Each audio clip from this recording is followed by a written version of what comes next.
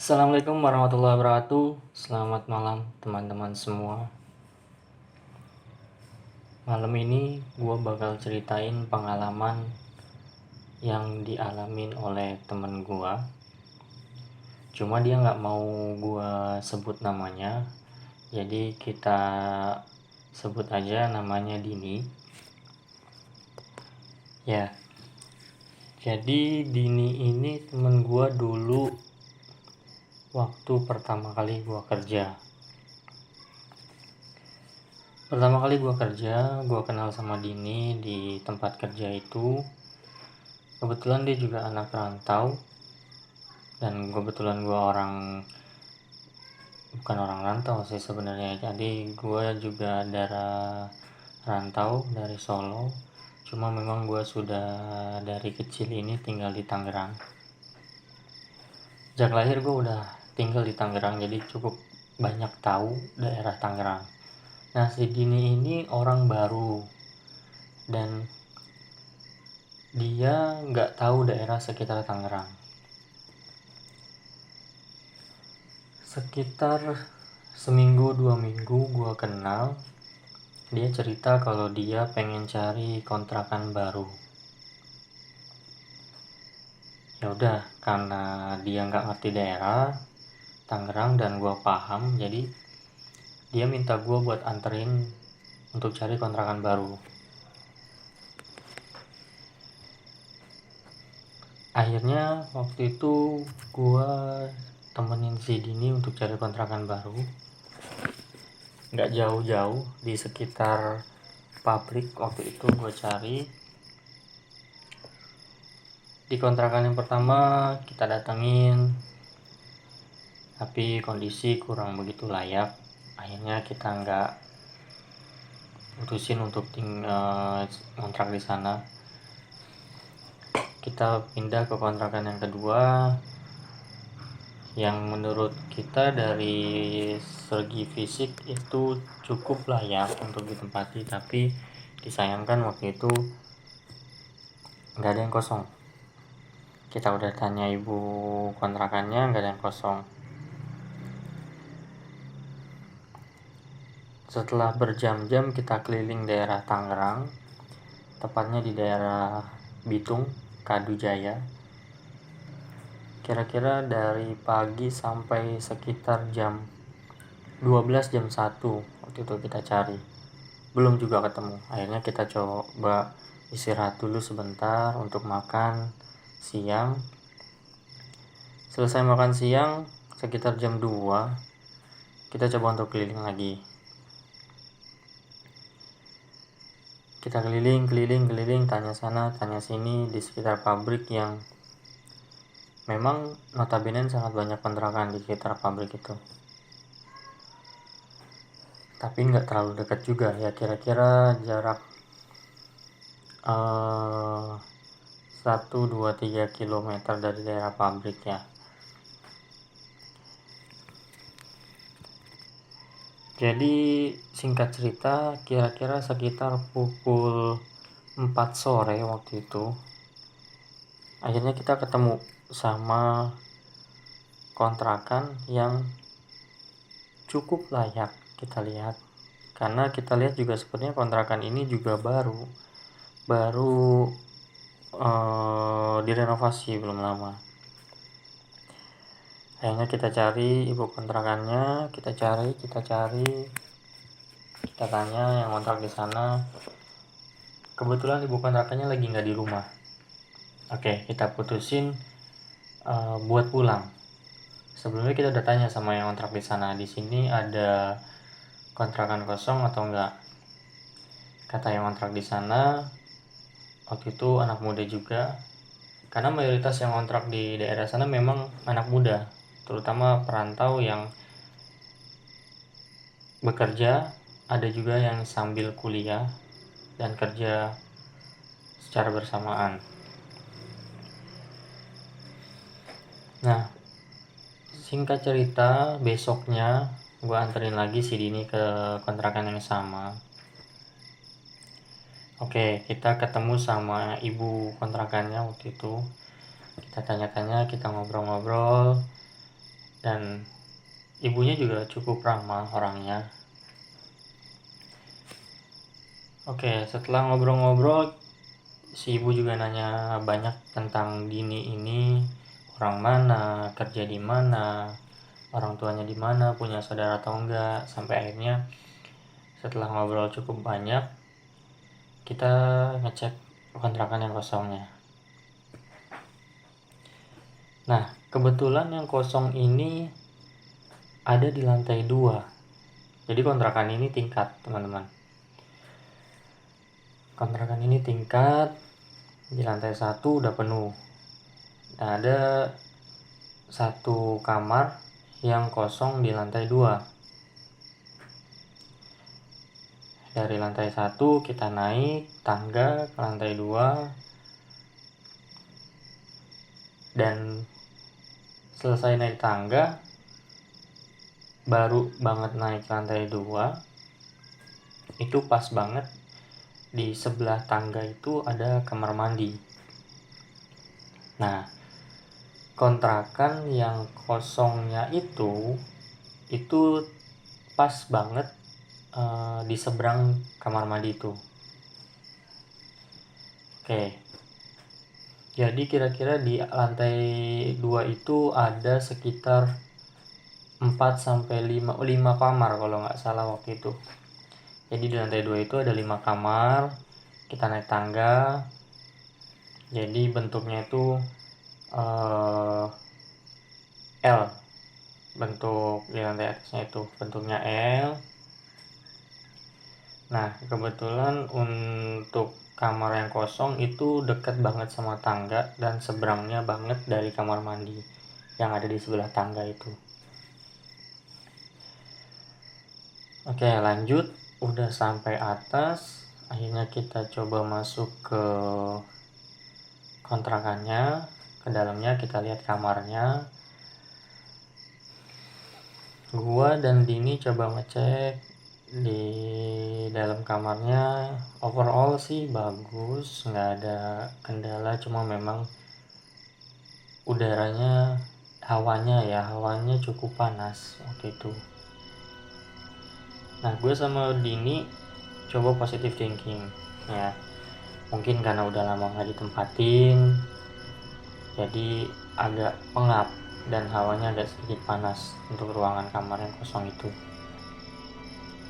Gue tanya ibu kos sih, memang kontrakan atau kamar yang kosong itu udah kosong sekitar 3 bulan, nggak ada yang nempatin.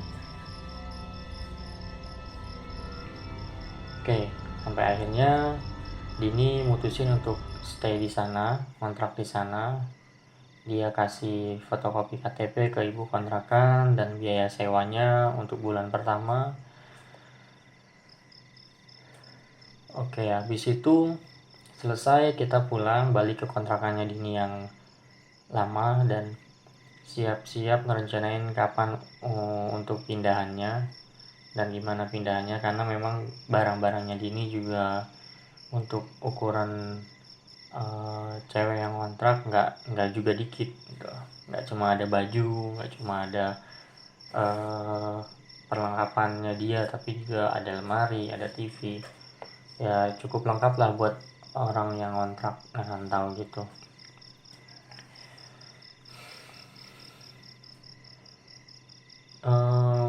Singkat cerita, gue dan Dini ngerencanain waktu itu untuk pindahan di hari Minggu, karena kita sama-sama libur kerja waktu itu. Hari Minggu kita siapin barang, Dini udah nyiapin sebelumnya. Jadi di hari Sabtunya dia udah mulai beres-beres, hari Minggunya udah siap, semua udah di packing, tinggal angkut dan pindah. Oke, sesampainya di kontrakan kita pindah, gue angkat barang, taruh di sana satu-satu, per kardus gue taruh di dalam kamarnya Dini. Kontrakannya ini kalau gue pribadi ngelihatnya memang cukup creepy, teman-teman. Kenapa? Karena catnya pertama ya, kondisi kontrakannya ini cukup gelap, karena penerangannya kurang dan juga catnya itu warnanya gelap, hijau tua waktu itu, hijau lumut tapi yang gelap banget gitu, hijau agak kehitaman. Oke, setelah beres kita masukin barang-barang semua. Hanya gue bantu Dini untuk beres-beresin barang-barangnya, nempatin di sana di sini, sampailah di sore hari beres semuanya. Lampu juga sudah terpasang, semuanya hidup normal, nggak ada masalah, nggak ada kendala. Sampai tiba waktu itu maghrib, hampir maghrib ya teman-teman, udah sekitar pukul 5:30 lewat waktu itu, hampir maghrib. Nah, tiba-tiba lampu dapurnya mati, padahal sebelumnya udah kita coba semuanya normal, hidup, tapi tiba-tiba lampu dapurnya mati. Gue dan Dini cukup kaget, kok mati sendiri, gue bilang. Cuma ya gue sama Dini positive thinking lah ya, karena mungkin udah lama gak ditempatin, jadi ada sedikit konslet di instalasi listriknya, atau mungkin kualitas lampunya yang kurang bagus. Ya udah, akhirnya mumpung gue masih di sana, akhirnya gue ganti lah lampunya, karena kita juga masih punya lampu cadangan, ada sekitar 2 lampu lagi yang belum dipasang. Memang kita beli lebih untuk cadangan sewaktu-waktu mati, jadi nggak usah repot nyari-nyari apalagi kalau malam. Oke, setelah diganti hidup lampunya, ternyata hidup.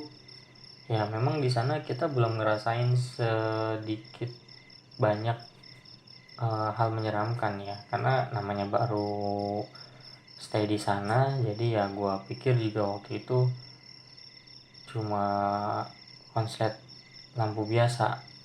Sampai akhirnya setelah maghrib, setelah sholat, selesai makan sekitar jam 7:30, jam 8 waktu itu gue pulang. Gue putusin untuk pulang karena di tempatnya juga udah beres semua, jadi gue putusin buat pulang.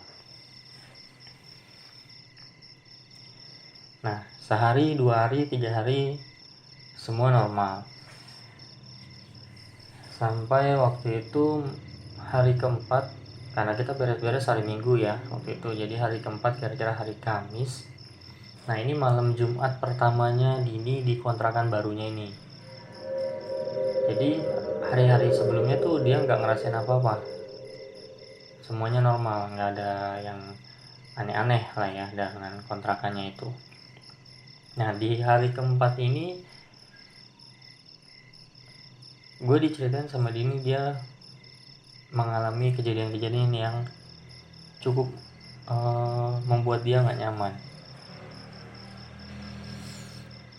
Jadi hari Kamis waktu itu pulang kerja, dia sekitar jam 5 sore selesai kerja, pulang ke rumah, sampai rumah istirahat sebentar, habis itu dia mandi, lampu dapur mati lagi. Itu lampu dapur mati lagi karena dia cewek sendirian dan cukup tinggi juga posisi lampu waktu itu. Walaupun sampai pakai bangku masih sampai, tapi dia nggak berani karena tinggi. Ya udah, akhirnya dia diamin. Selesai mandi waktu itu dia mau menuju ke ruang tidurnya buat pakai baju segala macem, karena memang dapurnya itu ya tahu sendiri namanya kontrakan ya, kontrakan yang standar. Jadi dapurnya itu sebelahan sama kamar mandi, dan dinding kamar mandinya itu nggak full, jadi menutupi kepala tapi nggak nyampe atas, ya kira-kira sekitar 1,5 meter sampai 2 meter, tapi nggak nyampe menutupi sepenuhnya. Makanya dia sadar kalau waktu pas dia mandi itu lampu dapurnya mati gitu. Ya karena masih ada penerangan di lampu kamar mandinya, jadi dia nggak terlalu pikir perihal lampu yang mati itu. Cuma setelah dia selesai mandi, dia masuk ke kamar, karena nggak ada pintunya lah, namanya kontrakan kan los gitu aja tanpa pintu antara kamar, ruang depan sama dapur. Jadi kontrakan ini 3 ruangan. Begitu kita masuk, ada satu petak kecil untuk ruang depannya, di tengah itu ruang yang cukup yang paling luas itu untuk kamar tidurnya, dan ruang yang ketiga itu dapur plus kamar mandi. Nah pas dia masuk kamar, tiba-tiba lampu dapurnya nyala lagi. Ya dia pikir mungkin ini konslet atau apa lampunya, jadi dia belum merasa ada yang aneh-aneh. Nah selepas maghrib sekitar jam 8 malam, dia cerita sekitar jam 8 malam dia merasa lapar gitu. Namanya anak kontrakan nggak serta-merta siap makan masak, jadi pulang kerja juga dia belum siap-siap masak. Jadi sekitar jam 8 dia lapar, dia turun cari makan. Tentu dia beli nasi goreng di depan. Oke, dia turun, saya cerita dia turun beli nasi goreng. Nah pas dia naik dia papasan sama perempuan di tangga. Dia papasan sama perempuan di tangga yang dia kenal. Jadi dia cerita di sebelah kamarnya itu ada satu cewek juga seumuran dia kurang lebih, yang ngerantau juga, dia kerja juga. Nah namanya itu ya kita sebut aja namanya Ocha. Nah dia di tangga pada saat naik mau naik ke lantai 2, di tangga itu dia papasan sama Ocha yang mau turun. Nah, papasan lah. Tangganya ini cukup luas teman-teman, jadi tangganya kira-kira sekitar cukup lah untuk 2 orang, dan masih ada space yang lumayan luas. Nggak luas-luas banget tapi ya standar lah. Jadi dia papasan sama si Ocha yang mau turun. Dia tegur lah, "Wih Cak, mau kemana?" kata si Dini. Tapi anehnya si Ocha ini diem aja teman-teman, diem aja. Ditanya nggak jawab, tapi dia tetap turun jalan diem, mukanya agak nunduk dan nggak ngomong apa-apa. Si Dini waktu itu merasa aneh karena biasa-biasanya sih dia cukup akrab orangnya. Ya udah, mungkin dia positive thinking dan berpikir ya mungkin dia lagi sedih atau ada masalah sama cowoknya atau apa, jadi bikin dia bad mood dan segala macam. Oke, singkat cerita, sesampainya di kamar dia makan. Selesai makan dia buang bekas nasi gorengnya di depan kamar kontrakannya ya, karena tempat sampahnya ditaruh di depan, di sebelah rak sepatunya dia waktu itu. Dia buang lah di depan. Pas buang bekas nasi goreng, nah dia ngelihat ada si Ocha lagi di depan kontrakannya juga. Tuh lagi telepon waktu itu. Dia tegur lah, "Woi Cak, tadi kemana lu? Kok gue panggil lu diem aja?" Nah si Ocha jawab, "Kemana apanya, orang gue dari tadi di kamar aja. Ini aja gue keluar karena gerah. Jadi dia lagi nelpon dan dia keluar cari angin seger." Yang bener lu, kata Dini. "Bener kok, gue ngeliat lu di tangga tadi turun, terus gue tegur, mau kemana Cak? Tapi lu nya malah diem aja nunduk terus jalan ke bawah." Terus Ocha jawab, "Lu gak usah macem-macem Din, udahlah gak usah dipikirin. Udah masuk lu sono, gue juga mau masuk." jadi serem gue mendengarnya. Nah di situ si Dini mulai ngerasa nggak nyaman. Dia udah mulai ngerasa wah ada yang gak beres nih di kontrakan. Karena kebetulan kontrakannya dia juga pas banget di depan tangga, dan depannya itu ada kamar mandi umum.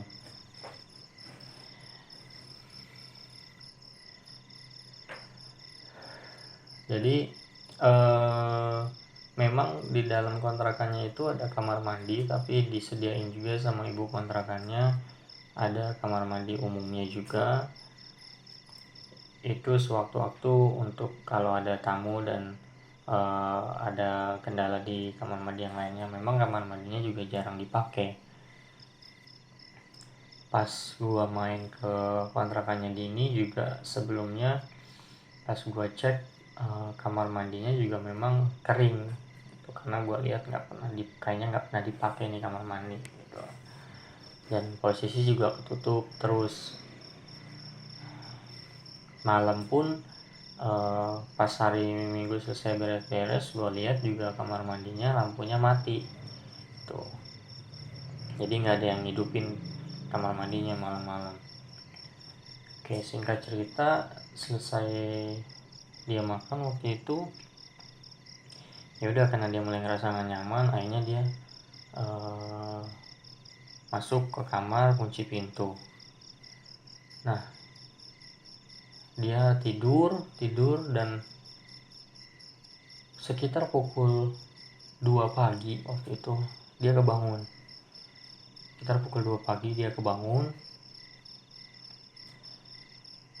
Dia ngedengar ada orang mandi. Jadi dia ngedengar kayak ada orang mandi, dan suaranya itu berasal dari kamar mandi di depan kamarnya dia.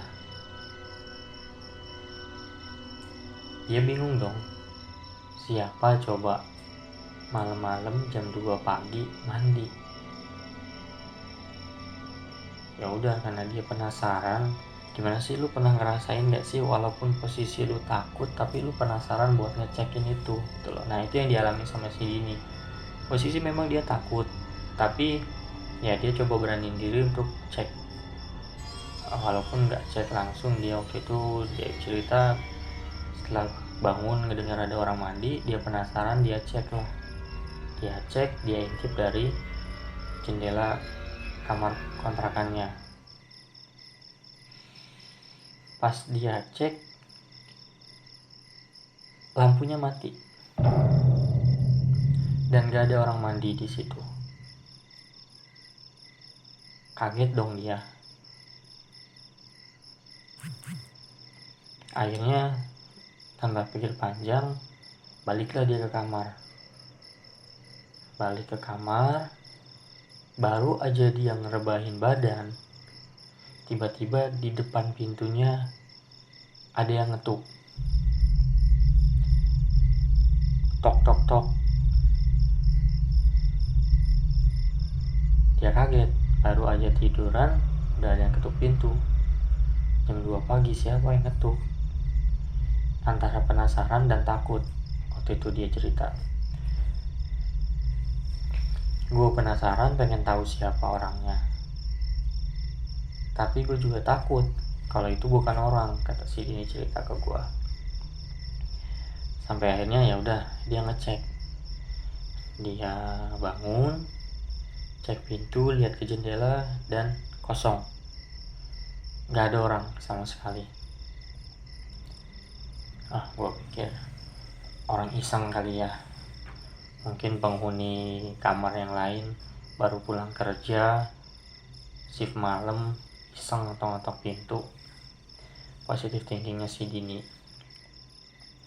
Oke, balik dari ngecek itu, balik dia ke kamar lagi. Baru aja dia mau tiduran lagi, tiba-tiba pintunya ada yang ngetuk lagi. Pintunya ada yang ngetuk. 3 kali diketuk. Dia penasaran, dia cek lagi. Kali ini dia gak ngintip lewat jendela, tapi dia buka pintunya. Pas dia buka pintunya, kosong lagi, nggak ada satu orang pun di sana. Dia lihat kanan, dia lihat kiri, nggak ada orang yang ngetuk pintu di sana.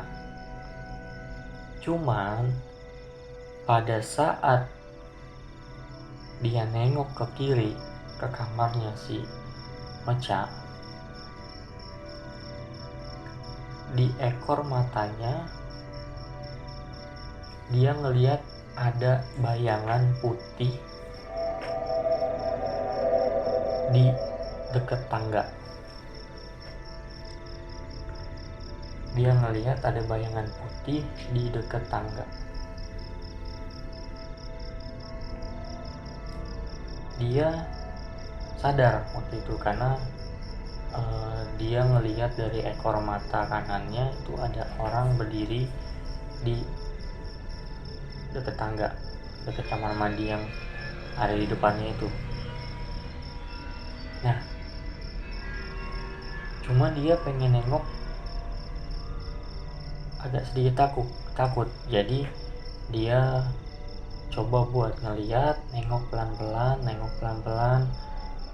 Pas dia nengok ke kanan, dia ngeliat perempuan rambut panjang, pakai baju putih, cuma menghadapnya, membelakangi dia.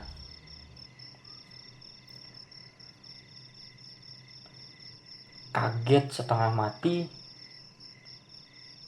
cuma dia nggak bisa ngomong apa-apa, nggak bisa teriak, karena dia sadar perempuan yang ada di dekat tangga itu bukan manusia, tapi Mbak Kunti. Ya, Mbak Kunti. Dia takut setengah mati, dia nyebut di dalam hati, istighfar di dalam hati, tapi dia nggak bisa teriak karena dia takut. Sambil dia liatin,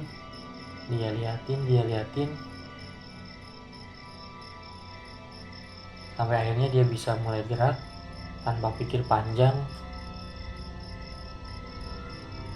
Dia langsung masuk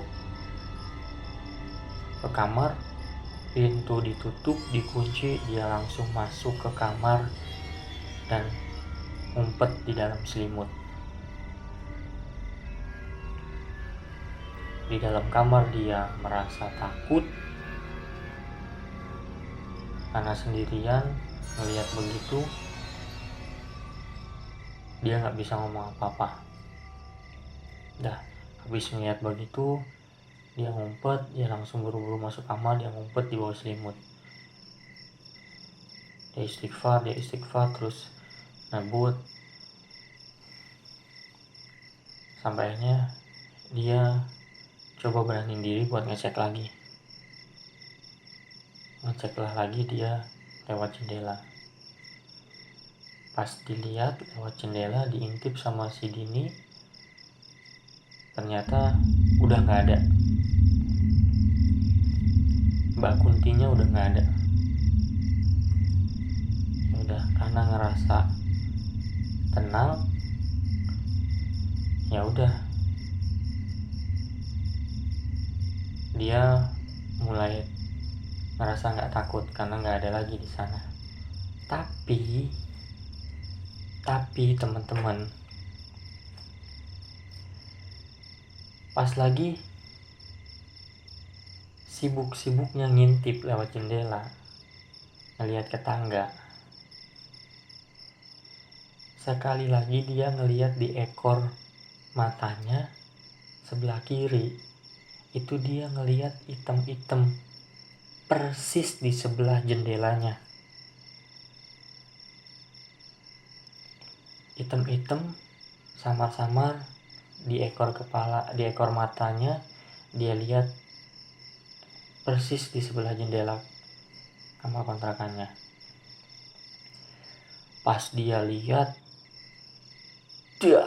ternyata Mbak Kuntinya berdiri persis di depan kamarnya si Dini. dan rambutnya persis terlihat di sebelah jendelanya.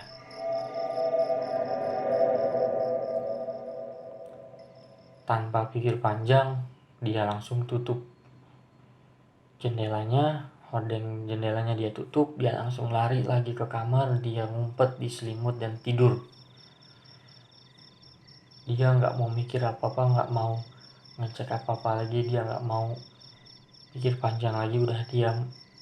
Biar gimana pun malam itu dia harus tidur. Singkat cerita, akhirnya dia bisa tidur. Besok paginya di kantor, di pabrik, dia cerita sama gue, kejadiannya begini. Udah akhirnya gue tanya sama Dini, lu mau tetap stay di sana atau mau pindah? Akhirnya ya Dini putusin buat pindah waktu itu. Jadi cuma seminggu waktu itu dia minta pindah. Ya udah akhirnya di minggu keduanya waktu itu kita langsung buru-buru cari kontrakan baru sampai akhirnya kita dapet. Nah setelah dapet, kita beres-beres, langsung kita pindah hari itu juga karena Dini nggak mau lama-lama di sana. Nah itu aja ceritanya. Setelah nemu di kontrakan baru, akhirnya Dini nggak ngalamin lagi kejadian-kejadian aneh, apalagi sampai ngeliat yang seperti itu lagi. Dan dia juga berharap nggak mau lagi ketemu yang begitu lagi. Ya, cukup sampai di sana ceritanya teman-teman. Buat kalian yang ngontrak, terutama perempuan, anak perantau, ngontrak sendirian, coba deh kalian cek lagi kontrakannya, apakah kalian akan menemukan hal yang sama seperti Dini. Kita nggak ada yang tahu. Sampai di sini ceritanya teman-teman. Terima kasih sudah setia mendengarkan. Sampai jumpa lagi di cerita horor selanjutnya berdasarkan kisah dan pengalaman yang dialami langsung oleh mereka yang ada di sana. Buat kalian yang mau mengirimkan cerita horor, terutama pengalaman pribadinya yang benar-benar kalian alamin, bisa kalian email aja di ahzaaja@gmail.com. Kalian bisa kirim dalam bentuk teks ataupun audio, rekaman suara kalian sendiri. Terima kasih sudah mendengarkan Antara Ada dan Tiada. Sampai jumpa di episode selanjutnya. Selamat malam.